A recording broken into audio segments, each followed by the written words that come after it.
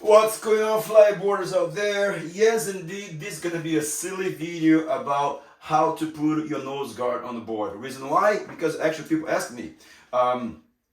They probably got the wrong nose guard, but they complained that they couldn't get the nose guard to adhere properly. So I'm gonna do a video about that, how to install it the right way. And two, why do you have nose guard? Well, if you're always riding on the beach, you're definitely not gonna need a nose guard. But if you're like myself, I am taking off mostly from docks, and sometimes I have to put my board on cement or on concrete. You will be damaged this with time. Fliteboard does put a little bit of protection here, but it's just a little tiny little thing. And also, let's say if you are coming too fast to approach a dock, and if you go the wrong end, we're gonna ding or damage your nose. So this does come in handy. And the cool thing about it is that company makes different colors, so you can get just a clear nose guard, or you can match the color of your board. So I'm stoked that I got this fiberglass board, this new board from Fliteboard. And before I get into this, I'm gonna also make two reviews. One review is gonna be about the fiberglass board, if it's worth the money, how different the model is from the last year's model. This is the Pro board. And also, I got a really cool request of making a video about, especially for the beginners, about which board is the best one as a beginner. So I have the Ultra, I have the Pro, and I have the long board, the big board. And I'll be also making a video soon about which will be the best board for you to start with. So stay tuned for the review on the fiberglass and then the review on the three boards. Okay, let's go. So two things that happen here if you couldn't get this attached. One, that probably you got the wrong nose guard. You gotta get a long board nose guard. That'll be the best one that fits properly. And two, you should use a hair dryer, because the hair dryer is gonna warm up the adhesive in here, and also gonna warm up the board. It makes a better contact. So we're gonna go through the steps as how to use this. And also, you might need a super glue just for the end tips, maybe. And don't be afraid, because you can easily scrape that later on your board if you decide to remove the board. So without further ado, let's do this silly silly nose guard install, if you will. So the first thing you gotta do is definitely find the middle of the board itself, which is right here, and you want to make a mark right on the tip of the nose. You can barely see, but there's a mark right there. That's right at the tip of the nose, because we want to make sure that this is super straight aligned with that middle nose. Okay, that's the first thing you gotta do. So find the middle of the board. The kit comes with this kind of a cleaner, which takes all the bad particles or dust from the board to clean up the board. So you basically break this tube, and once you break the tube, this really kind of gel is gonna come out. Oh yeah, it's super strong. So you just want to pretty much clean the whole board as much as you can. Make sure it's nice and clean. All right, and just make sure you're gonna be very, very methodical about where you're getting this stuff in, because that's exactly where the board is gonna adhere, where the nose is gonna adhere. The next thing you want to do is actually warm up the nose very well with the heat gun, with the hair dryer. But now make sure that you're gonna do one side at a time. So I'm gonna start with the left side first. It would be great if I had somebody over here to help me out, but I don't. But I'm used to doing this. So you want to basically turn on and heat up the inside as much as you can, and then also the left side, which you're gonna start doing left side of the board. Okay, so here you go. It's gonna be noisy, and that's it.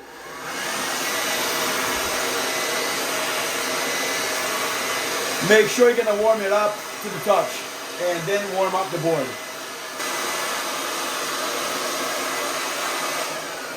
Now that's done. That's the reason why we're doing this, because one is, as I said before, you're making the glue warmer, and also you're making this very flexible, so you can be more malleable. So the first thing you want to do, you just tear off the left side, one side only. Don't tear off both sides. Just tear off one side and leave the other side in. First thing you want to do, leave this halfway, and you want to find exactly the middle of the board.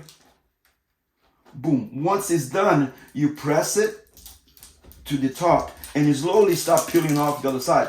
You want to keep pressure on the end of the board over here, and then you can press the other edges. So you want to keep always pressing the edge of the the nose guard with the tip of the board, of course. And as you progress, slowly start peeling the plastic out. Oh, there you go. Oh, it's got to come up a little bit. There you go. And now it's all out. Keep on pressing the tip to the middle.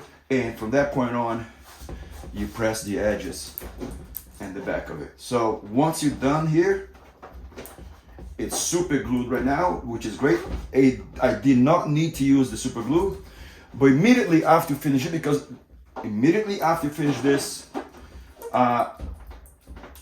it's still gluing and it's gonna cool off. So what you wanna do is use a tape to hold those down. And then you're gonna do the same thing to the other side. So now that the nose guard on that side is nice attached, somewhat almost there. So you're gonna do exactly the same thing on the other side. You're gonna warm up first. And make sure you're warming both, not only the nose guard, but along the edge of the board as well. Now that's done, once again, start from the peeling off just the front part of it.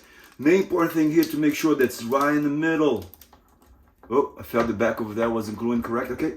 Then you press right the tip of the nose guard to the tip of the board. And as you do this, keep on pressing your fingers to the side so you can also get the edges to glue as well. And keep it going through that process until the end of it. It's so far so good. And I don't know if you can see the tip of the end, but I did it perfectly. And once again, make sure you squeeze bubbles out if there's any, but which in this case don't look like there was any bubbles. Let me see beneath it. Yeah, that's good right there. And as soon as you finish, while you're still warm, you want to put the tape on it to hold that in place.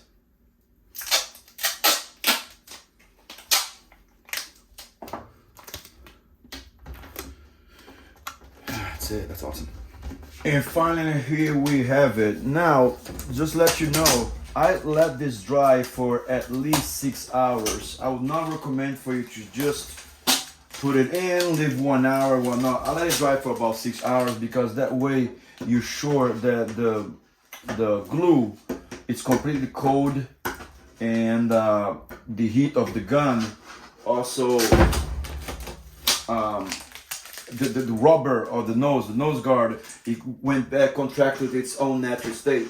So I'll recommend for at least 6 hours, and that's it. At least 6 hours would be the ideal. And as you can see, it's super tight, super, it's glued, it's solid, and not a bad job. So here we go, how to install the nose guard on a Fliteboard for dummies, let's say. All right, so please guys, make sure you're gonna stay tuned because as I said before, I will be making a review on the fiberglass board to tell about its quality, if it's worth the value and so forth. Also, I'll be making another video, especially for the beginners, as which board you should start with, either the Ultra, the Pro, or the normal Fliteboard, and its difficulty on each one, why each one takes a certain finesse to get on the board. Anyhow, thank you very much. Please consider subscribing, leave a thumbs up, and by all means, leave any comment or any questions you have, any suggestions as what will be the next video that you'd like to see. Thank you guys, be good to each other, and be safe.